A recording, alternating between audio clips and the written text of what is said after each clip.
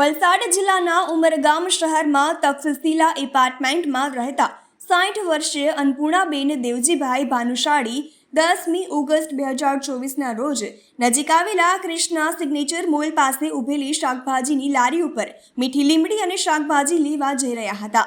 તે દરમિયાન Krishna signature mall પાસે બે અજાણ્યા યુવકોએ પોલીસ તરીકેની ઓળખ આપી હતી। જાગૃત અન્નપૂર્ણાબેને પોલીસ આવા કપડામાં ન આવે તેમ જણાવીને યુવકની વાત માનવા તૈયાર ન હતા। જે બાદ યુવકોએ 2 દિવસ પહેલા વિસ્તારમાં મહિલાને છરો મારીને બંગડી ઘરેણાઓ લૂંટ કરીને આરોપીઓ ભાગી ગયા હોવાની ઘટના બની હોવાનું જણાવી અન્નપૂર્ણાબેનને વિશ્વાસમાં લીધા હતા। ઘટના અંગે ઉમરગામ પોલીસની ટીમને જાણ થતાં જ ઉમરગામ હદ વિસ્તારમાં નાકાબંધી કરી હતી। હાલ પોલીસે મહિલાએ આપેલા વર્ણનવાળા ઇસમોને ઝડપી પાડવા માટે ચક્રો ગતિમાન કર્યા છે। ઉમરગામ પોલીસે અન્નપૂર્ણાબેનની ફરિયાદ નોંધીને આગળની તપાસ હાથ ધરી છે। ઘટના સ્થળ અને આજુબાજુના વિસ્તારના સીસીટીવી ફૂટેજ મેળવીને આગળની તપાસ હાથ ધરવામાં આવી છે। ઉમરગામ પોલીસે 15થી વધુ શંકાસ્પદ લોકોની પૂછપરછ કરવામાં આવી હતી। 10 ઓગસ્ટના લોકેશન ચકાસણી કરવામાં આવી હતી।